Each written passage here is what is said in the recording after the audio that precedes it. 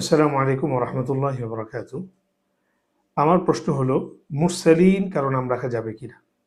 ধন্যবাদ। আমাদের সমাজে সাধারণ মানুষের মাঝে মুরসালিন নাম রাখার একটি ব্যাপক প্রচলন রয়েছে। মূলত পবিত্র কোরআন মাজিদের প্রসিদ্ধ সূরা ইয়াসিনের একটি আয়াত, ওয়া ইন্নাকা লামিনাল মুরসালিন, এই আয়াত দ্বারা উদ্বুদ্ধ হয়ে অনেকেই নিজেদের সন্তানদের নাম মুরসালিন রেখে থাকেন। আমাদের যেটি জানা প্রয়োজন, মুরসালিন শব্দটি আরবিতে মুরসালুন শব্দের বহুবচন, যার অর্থ রসূল।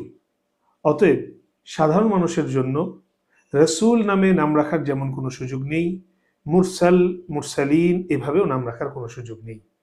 একান্তই যদি কারো নাম রাখতেই হয় মুরসালিন শব্দকে যুক্ত করে, সেক্ষেত্রে মুরসালিন শব্দের আগে অন্য কোনো শব্দ সংযুক্ত করতে হবে। যেমন আনিসুল মুরসালিন, যার অর্থ এমন ব্যক্তি যিনি রসূলগণের খুব কাছের। মুহিব্বুল মুরসালিন, এমন ব্যক্তি যিনি রসূলগণকে খুব ভালোবাসেন। এভাবে রাখা যেতে পারে। তবে আনিসুল মুরসালিন, মুহিব্বুল মুরসালিন যেভাবেই রাখা হোক না কেন, নামগুলো রাখার পরে ডাকার ক্ষেত্রে কেবলমাত্র মুরসালিন এভাবে ডাকার সুযোগ নেই।